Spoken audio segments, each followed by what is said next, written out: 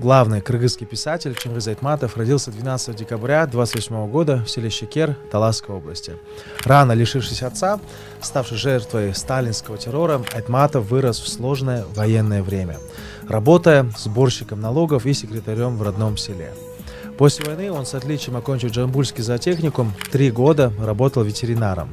Затем, окончив высшие литературные курсы в Москве, начинается его литературная карьера.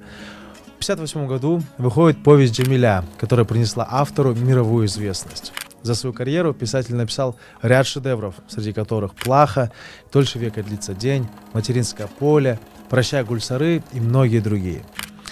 Они были переведены более чем на 170 языков мира, общим тиражом более 100 миллионов экземпляров.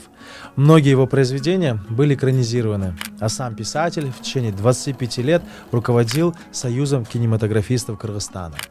«Когда падают горы», выпущенное в 2006 году, было последним произведением Айтматова. Его не стало 10 июня 2008 года на 80-м году жизни в больнице Нюрнберга, где он находился на лечении. В связи со смертью Айтматова в Кыргызстане день его похорон был объявлен днем траура.